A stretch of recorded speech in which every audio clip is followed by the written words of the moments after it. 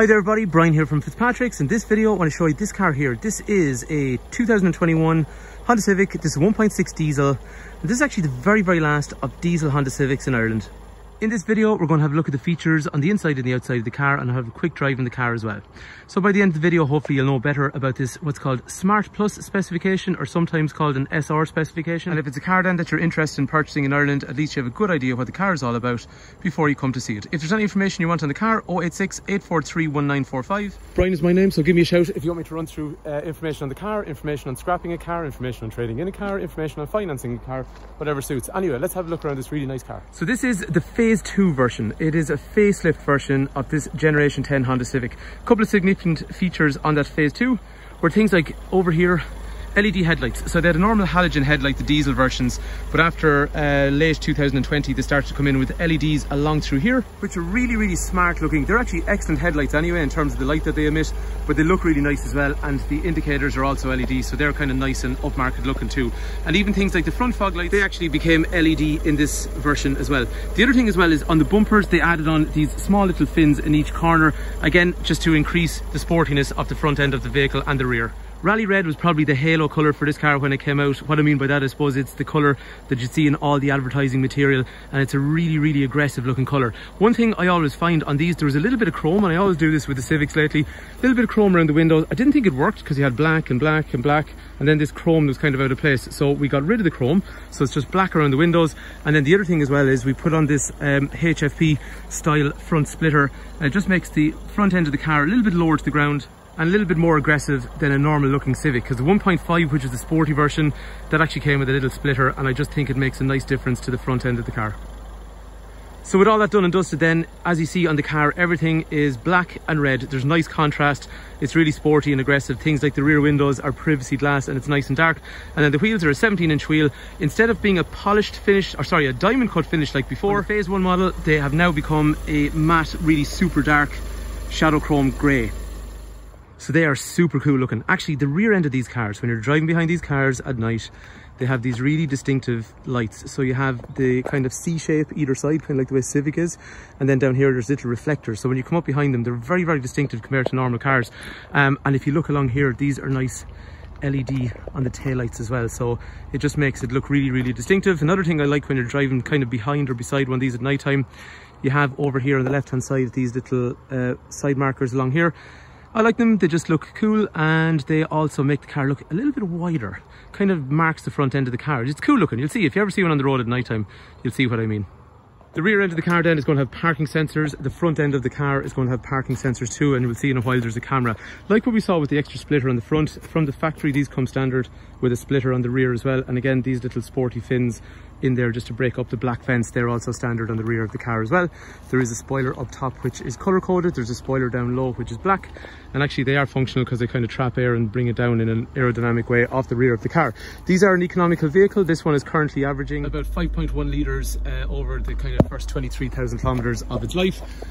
So, you know, pretty much 5.5-ish litres per 100 kilometres is very realistic, and that's kind of somewhere in the region of about sort of 50, early 50s miles per gallon without trying, but you can do better if you want. Like what we were saying, this is the very last of the diesels. So I suppose if you're looking for a car that's a really good, solid, reliable mile muncher, and it looks pretty cool and something a bit different than all the other cars out there, and there's a good level of specification, then these are definitely worth considering, because as I was saying, this is literally as new as they get, and that's it then. And if anyone's worried about kind of residual values and what's a diesel car going to be worth, well, the way I look at it is, over time diesel cars will probably just disappear. I don't think they'll be penalised, I think they'll just disappear.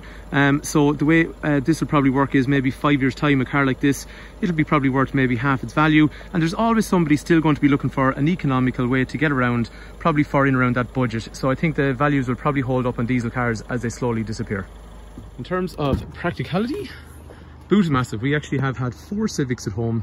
The boot is really brilliant. This one's in excellent condition actually, but the boot's really good because you have this flexibility here, so rather than have to take the tray out and leave it in your garage, you can actually open it up, and it gives a really wide load area. I found it very useful for throwing a buggy, and it's one of the biggest boots in that category of car. And the seats fold down to allow you basically to have this absolutely gigantic load area in the rear of the car if you have anything awkward that you want to transport. And like I was saying to you, you don't have to throw out the back shelf. It's there when you want to use it again. Moving into the rear of the car, there is a tweeter and a speaker in every door. So you get kind of 8 speakers overall, nice brushed aluminium along through here, tri-lock here, electrics for windows here. And then in the rear of the car, like you're saying, there's privacy glass when the doors are closed, which is useful for stopping the sun beating in on top of kids, and it looks nice. 3 head restraints, 3 3-point safety belts, Isofix either side, and we use Isofix on our car at home, and it's pretty easy to use on these cars. Sometimes they're a little bit hidden, but these ones are easily accessible.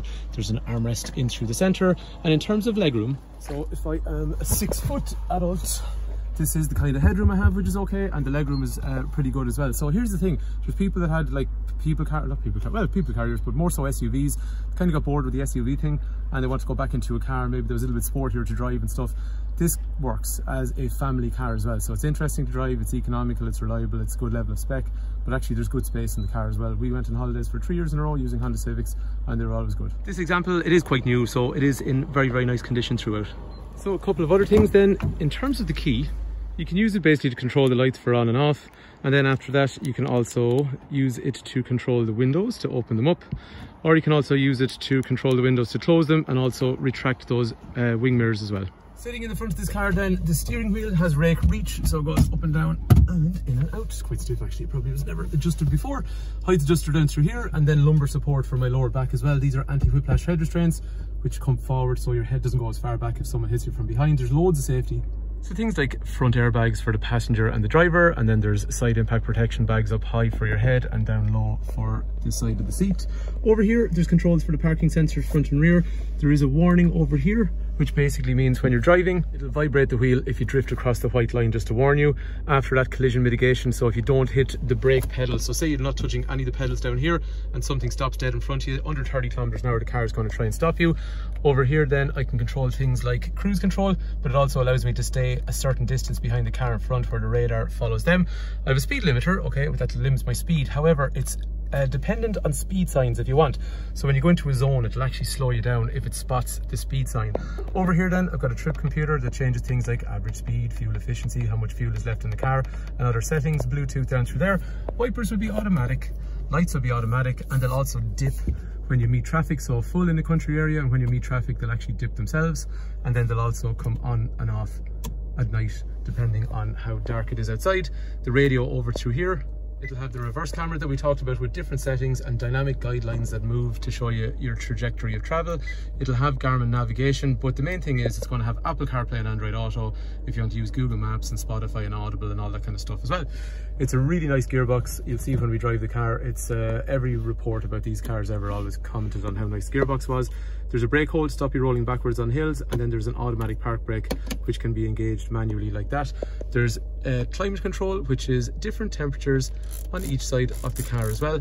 And then in terms of USB, there's a USB point in here with some storage and drinks holders, and then a little bit out of the way, I wish it was a little bit handier, but it is here. I got HDMI if I want to play a video, and I've got another USB point and a 12-volt outlet under that transmission tunnel along through there. And the pedals then we see nice and sporty and aluminium, and my shoes are filthy. Driving these cars, they're big and comfortable actually, and like this is a medium-sized car, but it feels kind of big and comfortable. They're quite wide on the road. That was one thing I always found about them. And the gear change, as I was saying to you, is really nice. Every review you look at, people always talk about just how nice the gear stick is to use. The cabin is very functional, or maybe I'm just used to them, but I find everything very, very straightforward and easy to use. And it's a lovely cabin actually to sit in at night time. Everything's kind of facing towards you, and like we're saying, easy to use. 120 horsepower, 1.6 diesel engine with about 300 newton meters of torque, and they're enjoyable to drive on a back road, and because they're wide, they feel really sure-footed, so it makes you confident. Anyway, so there you have it. That is a really nice 2021 Honda Civic Diesel Smart Plus model. If there's any information you want in the car, 086 843 1945. Brian is my name, Fitzpatricks Honda Garage, Kildare Town. Hopefully the video's been useful, and thanks a million for watching.